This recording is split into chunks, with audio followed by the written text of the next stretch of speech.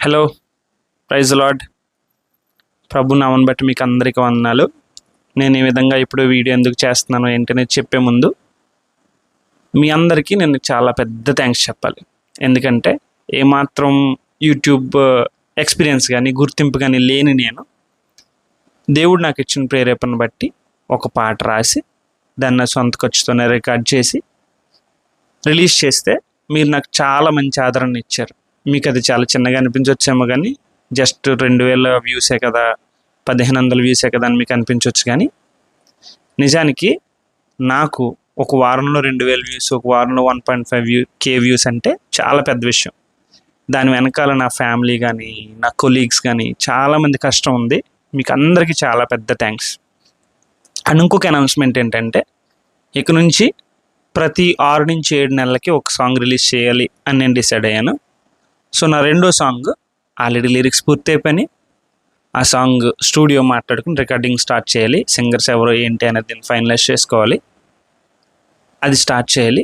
ఇక నుంచి ప్రతి 6 నుంచి 7 నెలలకి మీ ముందుకు నేను ఒక న్యూ సాంగ్తో వస్తూ ఉంటాను.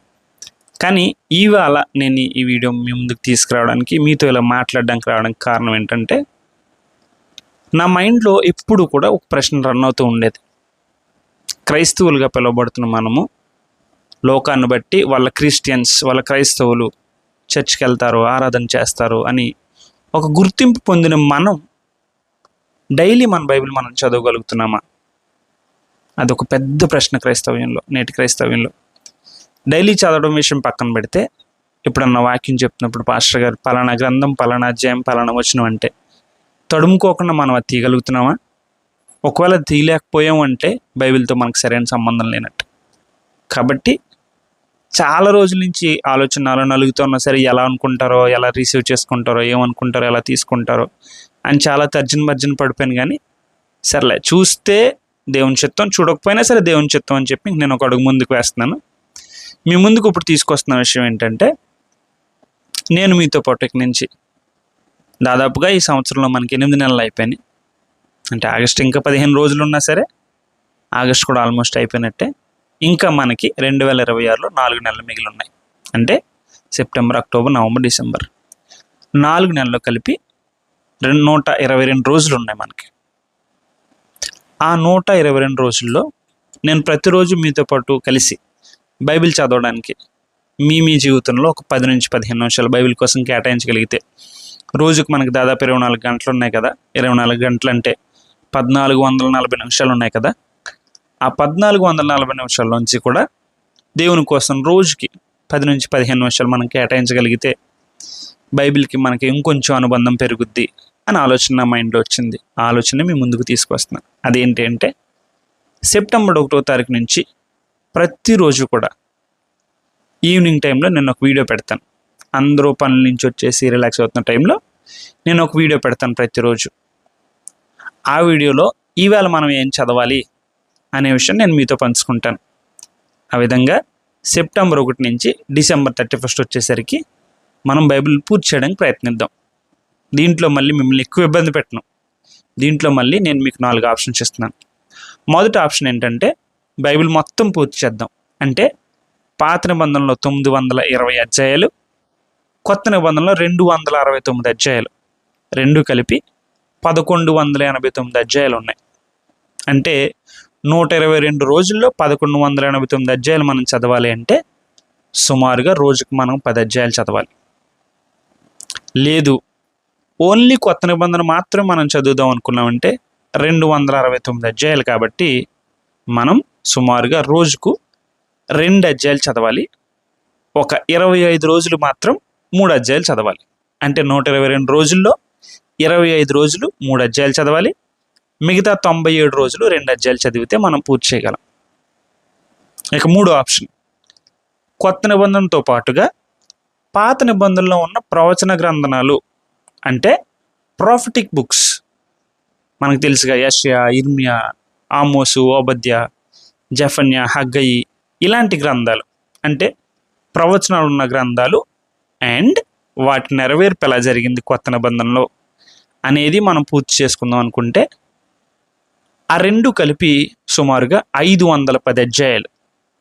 510 అధ్యాయాలు అంటే రోజుకి మనం 4 అధ్యాయాలు చదవాలి.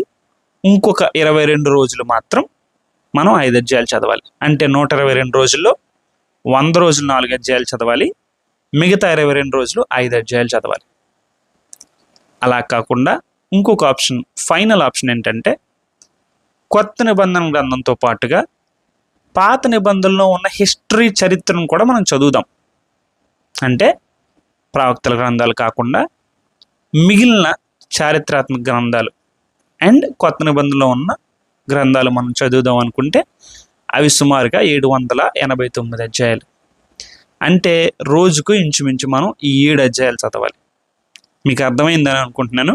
మనకు మొత్తం 4 ఆప్షన్స్ ఉన్నాయి. మొత్తం బైబిల్ చదవడం, కొత్త నిబంధన చదవడం, కొత్త నిబంధనతో పాటుగా ప్రవక్త గ్రంథాలు చదవడం, కొత్త నిబంధనతో పాటుగా హిస్టరీ అంటే చరిత్రకు సంబంధించిన గ్రంథాలు మనం చదవడం. ఒక్కొక్కటి 2 అధ్యాయాలు అవ్వచ్చు, ఒక్కొక్క రోజు 3 అధ్యాయాలు అవ్వచ్చు. లేదు మనం ఒక ఆప్షన్ సెలెక్ట్ చేసుకుంటే ఒక్కొక్కటి రోజుకు 4 అధ్యాయాలు, కొద్ది రోజులు 5 అధ్యాయాలు అవ్వచ్చు. లేదు మనం ఇంకొక ఆప్షన్ సెలెక్ట్ చేసుకుంటే రోజుకి 7 అధ్యాయాలు అవ్వచ్చు. లేదు బైబిల్ మొత్తం చదువుదాం అనుకుంటే రోజుకు 10 అధ్యాయాలు అవ్వచ్చు. ఈ 4 ఆప్షన్స్ మీ ముందు నేను ఉంచుతున్నాను. ఏ విధంగా మనం బైబిల్ చదువుదాం, రోజంతా మన పనుల్లో మనం ఉన్న తర్వాత ఏ విధంగా రోజులో ఒక 15 రోజులు కలిసి మనం బైబిల్ చదువుదాం అనేది మీకు అనిపిస్తే ఆ విషయాన్ని మీరు కామెంట్స్లో నాకు చెప్పండి. ఈ రోజు నుంచి నేను ఆగస్టు 30 వరకు కూడా మీ కామెంట్స్ అన్నీ నేను చూస్తాను. చూసిన తర్వాత ఆగస్టు 31వ తారీఖు మనం బైబిల్ ఎలా చదువుదాం అనేది నేను మీ ముందుకు తీసుకొస్తాను. ఆ రోజు వీడియో రిలీజ్ చేస్తాను. సెప్టెంబర్ 1 నుంచి ప్రతిరోజు మనం బైబిల్ చదువుదాం. అయితే నేను మీతో పాటు కలిసి బైబిల్ చదవను కానీ తర్వాత రోజు మనం ఏం అధ్యాయాలు చదవాలి, ఏ గ్రంథంలో ఏం అధ్యాయాలు చదవాలి అనేది ముందు రోజే చెప్తాను. చెప్పిన తర్వాత నేనేం చేస్తానంటే నేను మీకంటే ముందు బైబిల్ చదివి నేను చదివిన వాటిలో నేర్చుకున్న కొత్త విషయాలేంటి, దాంట్లో ఏదైనా హిస్టరీ ఉందా, దాంట్లో ఏదైనా మనం మర్చిపోతున్న విషయం ఉందా, దాంట్లో మనం ఏదైనా తెలుసుకోవాల్సిన విషయం ఉందా అనేవి ఒక 3 మంచి పాయింట్లు మీ ముందుంచి రోజుకు ఒక 3 నిమిషాలు 4 నిమిషాల వీడియో మీ ముందుంచుతాను. నేను మీతో కలిసి చదవను కానీ ఒకవేళ 4 అధ్యాయాలు చదివితే ఆ 4 అధ్యాయాలు దేవుడు నాతో ఏం మాట్లాడాడు, దాంట్లో మనం తెలుసుకోవాల్సిన చరిత్ర ఏదైనా ఉందా, దాంట్లో మనం తెలుసుకొని మన జీవితానికి అలవర్చుకోవాల్సిన విషయం ఏమైనా ఉందా అనేది నేను మీతో మాట్లాడతాను. అలా మనం ప్రతిరోజు కూడా కొన్ని అధ్యాయాలు చదివి ఏదో ఒక విధంగా ఈ సంవత్సరంలో ఏదో ఒక విధంగా బైబిల్ పూర్తి చేయడానికి మనం ట్రై చేద్దాం. హోప్ మీ అందరికీ కూడా, చూస్తున్న అందరికీ కూడా ఈ విషయం నచ్చుతుందని నేను అనుకుంటున్నాను. కొంతమంది ఏకీభవించే వాళ్ళు ఉండొచ్చు, కొంతమంది నన్ను అపోజ్ చేసే వాళ్ళు కూడా ఉండొచ్చు. కానీ ఏకీభవించిన వాళ్ళు మాత్రం మనం బైబిల్ ఎలా చదువుదాం, మనం కలిసి బైబిల్ ఎలా చదువుదాం అనేది మాత్రం కామెంట్లో తెలపండి. నేను దాన్ని బట్టి మనం వీడియోని ముందుకు తీసుకెళ్దాం. Thank you and bye.